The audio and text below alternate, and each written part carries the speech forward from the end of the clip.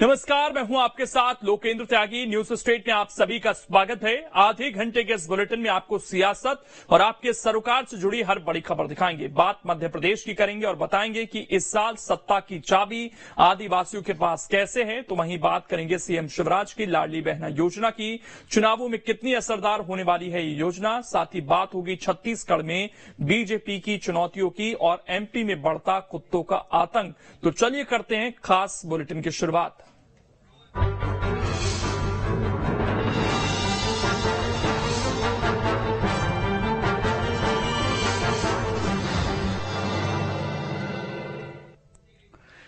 मध्य प्रदेश में आदिवासी वोटरों को साधने की सियासत शुरू हो गई है। कहते हैं कि जिस पार्टी से आदिवासी वोटर रूठ जाएं, वो पार्टी सिंहासन से दूर हो जाती है। इसीलिए कोई भी पार्टी ये रिस्क नहीं लेना चाहती और अब सत्ता के लिए आदिवासियों के हक की बात की जा रही है।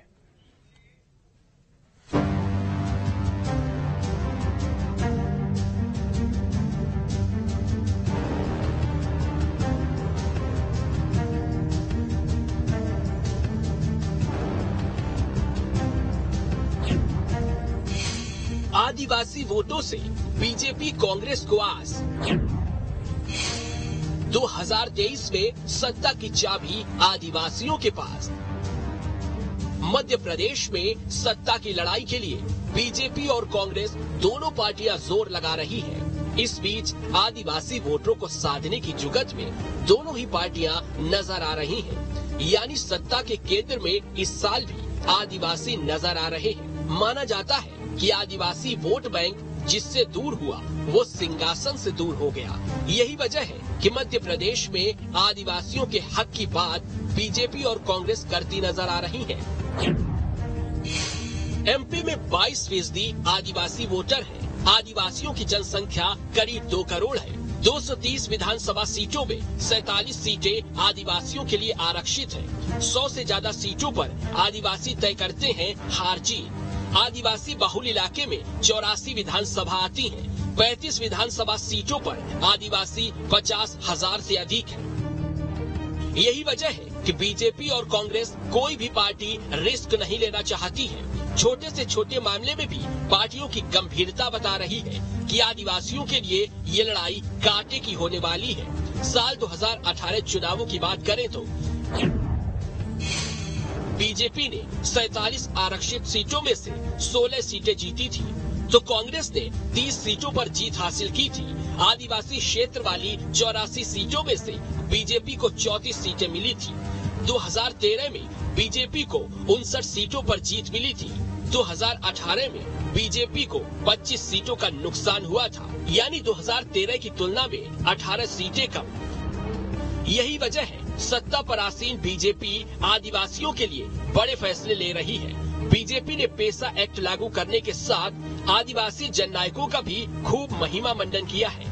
प्रधानमंत्री नरेंद्र मोदी से लेकर बीजेपी के कद्दावर नेता आदिवासियों के पहुंच पहुंचकर सीधा संवाद करते देखे गए हैं, साथ में खाना खाते देखे गए हैं। तो वहीं कांग्रेस बीजेपी पर आदिवासियों के अपमान का आरोप लगा रही है।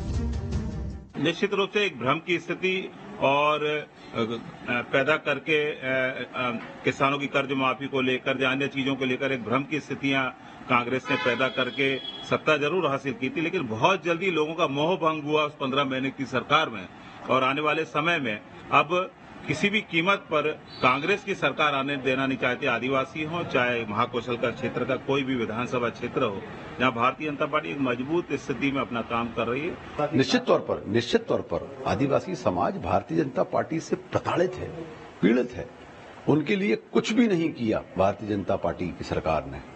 और कांग्रेस पार्टी शुरू से ही आदिवासी परिवारों के लिए, आदिवासी भाइयों बहनों के लिए लगातार उनके उत्थान के लिए कांग्रेस काम करती आई है और उनका भी संपूर्ण सहयोग कांग्रेस पार्टी के साथ है, जिसको लेकर हम लोग आशान्वित हैं कि 38 में से 32 सीटें हम लोग महाकौशल में जीतने जा रहे हैं और कांग्रेस पार्टी की सरकार मध्य प्रदेश में बनाने जा रहे हैं। कहा जाता है साल 2018 में आदिवासियों के बलबूते ही कमलनाथ ने सरकार बनाई थी। फिलहाल राजनीतिक विश्लेषक मानते हैं कि मध्य प्रदेश में सत्ता की चाबी साल 2023 में भी आदिवासियों के पास ही है। जानकारी में है कि 47 सीटें हैं आदिवासियों की, जिसमें से 31 कांग्रेस के पास हैं। तो स्वाभाविक है ये पिछले चुनाव का जो आंकड़ा है बीजेपी के लिए गले की फांस बना हुआ है, क्योंकि इससे पहले के 2 चुनाव में बीजेपी को हमेशा आदिवासियों के वोट मिले, पर पिछले चुनाव में आदिवासियों के वोट कम मिले और बीजेपी उनको पटाने के लिए, आदिवासी वोटरों को लुभाने के लिए अपने बड़े नेताओं को लगातार मध्य प्रदेश में ला रही है। मोदी भी आ गए हैं इसमें और अमित शाह भी उधर जाना चाहते थे, बालाघाट पर जा नहीं पाए। कुल मिलाकर के मामला यह है कि जिसके पास आदिवासी वोट होंगे तो 47 सीटों में से जिसके पास ज्यादा सीटें आएंगी उसके लिए अगला चुनाव जीतना आसान हो जाएगा। हालांकि मध्य प्रदेश में आदिवासी वोटरों पर फोकस केवल 2023 के लिए ही नहीं, साल 2024 के लोकसभा चुनावों को लेकर भी किया जा रहा है। यही वजह है 29 लोकसभा सीटों में 6 सीटें आदिवासियों के लिए आरक्षित हैं। साल 2019 में बीजेपी को 28 सीटों पर जीत मिली थी। प्रधानमंत्री नरेंद्र मोदी खुद एमपी आ चुके हैं। पीएम ने शबरी जयंती बनाई थी और कोल समाज के लिए कई घोषणाएं की थी। फिलहाल कांग्रेस भी आदिवासियों को अपनी ओर खींचने में जुट गई है। हाल ही में मध्य प्रदेश के आदिवासी बाहुल महाकौशल क्षेत्र में कांग्रेस की ओर से प्रियंका गांधी ने चुनावी आगाज किया था। यानी बीजेपी कांग्रेस दोनों का फोकस आदिवासियों पर है और कोई भी आदिवासियों को नाराज नहीं करना चाहता है। मध्य प्रदेश में आदिवासी वोटर तकरीबन 22% है। इतने बड़े वोटर के बिना कांग्रेस या बीजेपी सत्ता तक नहीं पहुंच सकती। यही वजह है कि पिछले कुछ सालों से लगातार दोनों ही पार्टियों का फोकस आदिवासियों पर रहा है, चाहे कांग्रेस हो या बीजेपी, क्योंकि 2018 तक जो वोटर बीजेपी के पास था वो छिटक कर कांग्रेस के पास चला गया। अब कांग्रेस ये नहीं चाहती कि वो वोटर वापस बीजेपी के पास जाए और बीजेपी की पुरजोर कोशिश है कि आदिवासी वोटर उनके पास वापस आ जाए। देखना ये होगा कि 2023 के चुनाव में आदिवासी किस पार्टी की ओर इशारा करता है। Durgesh Kumar, team news state. अब इसमें